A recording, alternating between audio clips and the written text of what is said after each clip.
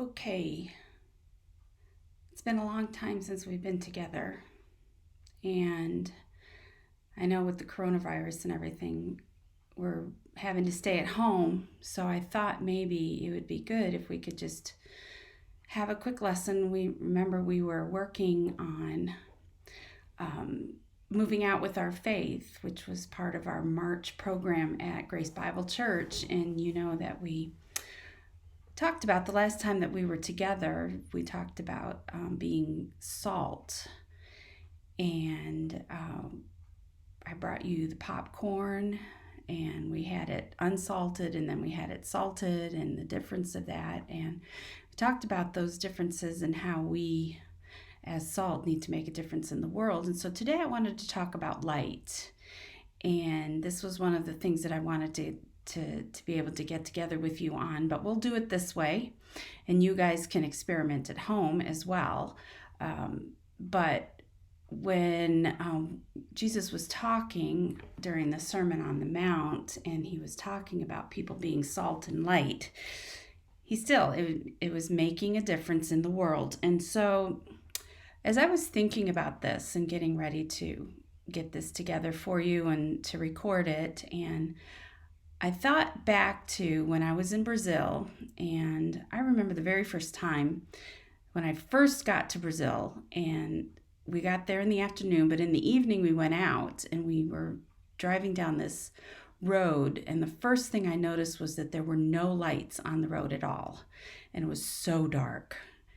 And that was such a weird experience for me because I grew up in the city, and I used to be used to the lights out on the roads, and it was just so weird being out on a completely dark road, and then all of a sudden a donkey or a cow or something would show up, and you wouldn't realize it until your headlights hit it. And so it's kind of crazy and a little scary at times too. And then I especially remember we had a camp out on an island, and because it was an island, we didn't have electricity lines that ran out there, so we had to make our own electricity with a generator. And because the generator they used butane gas, but you have to run a generator with some sort of a fuel. And because it was limited because we had to take everything out there, we shut the lights off at night. We would shut down the generator at about 11:30 at night. And I remember when the generator shut down, again, how dark it would be. And if we were out at camp during a time when there was a full moon, well, that was kind of nice because you could at least see something. But if there wasn't a moon out, it was really, really dark. And I remember being able to look out at the sky and see how many stars there were in the sky that you just don't see when there are lights on in the city. So if you ever get a chance to go camping or something and you're in a place where it's really, really dark, just take the time to look up into the sky and see how many more stars you see at night instead of when you're in the city. And I remember also that I could look out over the water, and there were the lights of the city where we were living in, which was about 20 kilometers away at the time. And we could see those lights out over the water, but everything else was dark. And so that's where I really learned how different light and dark really are. When I was working on getting ready for this, I just looked up a few different things, and a couple of things that I noticed about light. Number one is that it invades the dark, and it's not something that you would necessarily be able to notice unless you go into a dark room. And we're going to do that in just a minute. But I have to shut some things down that I forgot to do. But it invades the dark. And just before I started recording this, I decided I was going to look up to see if you could measure darkness, because you know you can measure light. It's in wavelengths, and you probably learned this from school that you can do that, and different wavelengths have different colors on the spectrum. And I know some of you could really explain this pretty well to me, because it's been a long time since I've actually studied this. And I found a couple of sites that seems to think that you can measure the darkness, but what I really gather is that it's kind of a negative measurement, because light can be measured. Darkness, it's harder to measure. And actually, a lot of people just say that darkness is the absence of light. And so I think that's really significant. And I think that's why Jesus used the light as this lesson for us to learn. The other thing I want to talk about is the fact that light gives life. And if any of you have plants, and I'm going to take you guys outside for a second, and I'm going to show you some of my plants. And but light gives life, and the fact is, if this world didn't have light, we would not be able to have the plants that we do. And so because the plants need that light to grow. And if you've ever looked at the weird sea creatures that are in the oceans, way down in the bottoms of the oceans, they kind of glow, but they really don't know anything about the light. And they're just kind of really odd looking. But I'm going to take you outside here on my porch. I'm going to show you some of my plants that I've got. So I'm going to show you this one. These are my pansies, and I just put them out not too long ago. And you can see these are the purple ones. These are for my daughter because she loves purple.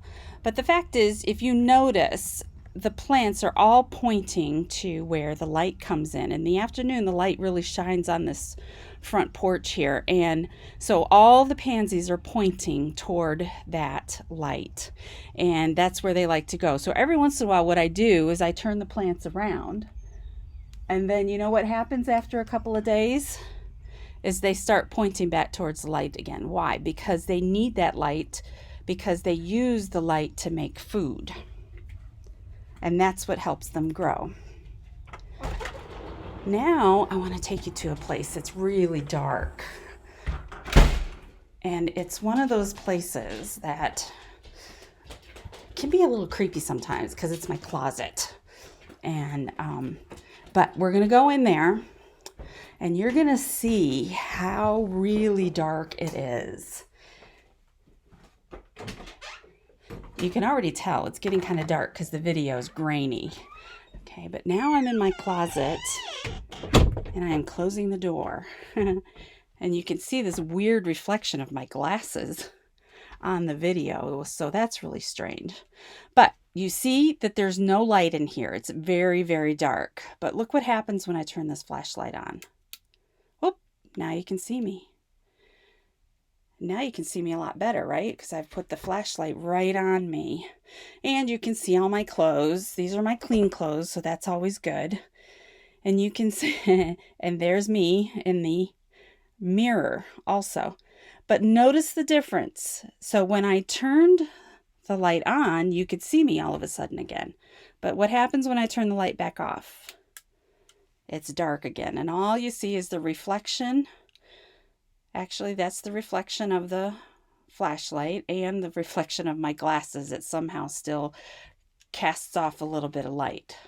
But let's turn the light back on. Oops, that's the other light. So here we are. Okay? This is a good object lesson for us to learn, that the light makes a difference. If I'm in here in my closet and I can't see anything, how am I going to find the right kinds of clothes? And how am I going to know what matches and what doesn't match? That's just not going to work. So let's go back to my desk, and let's talk about a few verses that talk about light.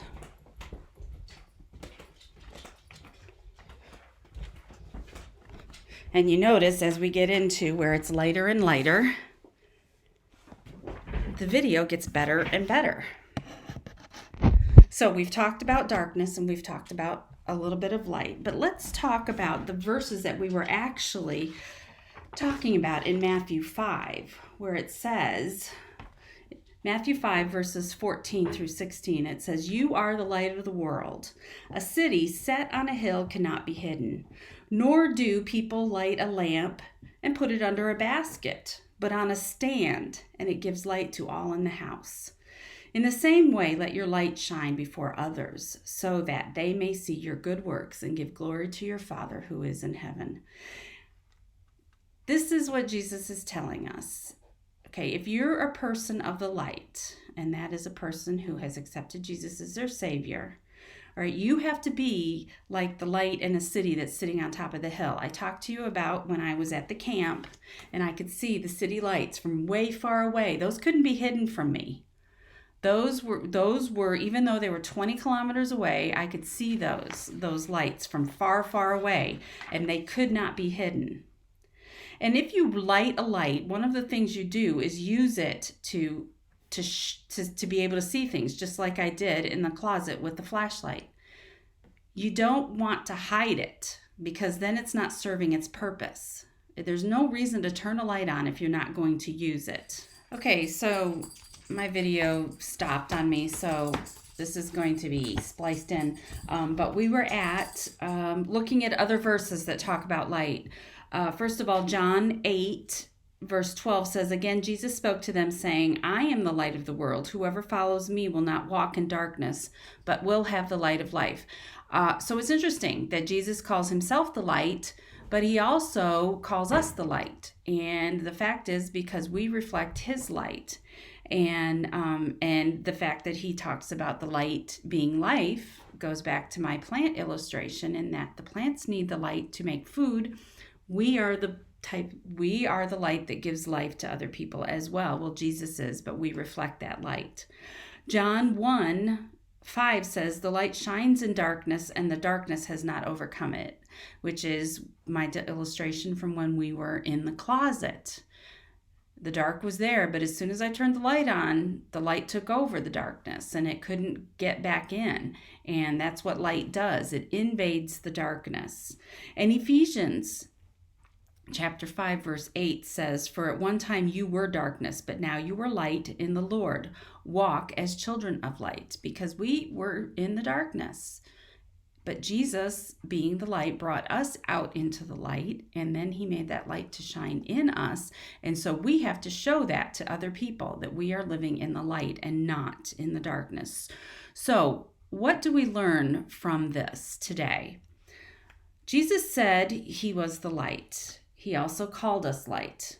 The thing about light is it won't hide. It invades the dark and it takes over, just like we saw in the closet. When the light is on, we can see everything. When it's off, we can't, and we can even hurt ourselves. When Jesus tells us we are the light, he is saying we have to live our lives in a way that others see that we belong to him. How do we do that? Well, we do it by obeying mom and dad, by being nice to other people, by telling others about Jesus. That's what Jesus means about showing our good works. Everything we do that is right and good points to Jesus, or it should. That is the most important way to live, by showing Jesus in our lives. And at this time, especially with the coronavirus going on, how do we show Jesus in our lives? Because we really can't be out playing with our friends. We can't be out in the stores. We can't be talking to people. We're doing things like making videos and staying at home. So how do we do that? Well, we can find ways to do that. One of the ways is, for example, I get on my computer and I make a video for you guys, and you can show it to your friends if you want. You can share it with other people if you want. And in that way, we show Jesus, and that light that Jesus is will be seen in other parts, and that can be measured. Before I go, I wanted to just show you a couple of things that I made. One is a coloring page for those of you who are younger and want to just color something. And one is a decoding page for those of you who want a little bit more of a challenge. I'm going to put these up that you can download and print them if you want. and enjoy and have that. And then when I come back the next time, which I hope will be in a few days, we will get back to talking about our encounters with Jesus. And I'm looking forward to doing that again with you. And I can't wait to see you all at church again. I've missed you all very, very much. And I hope you guys have a good day and a good week. So we will see each other again very soon.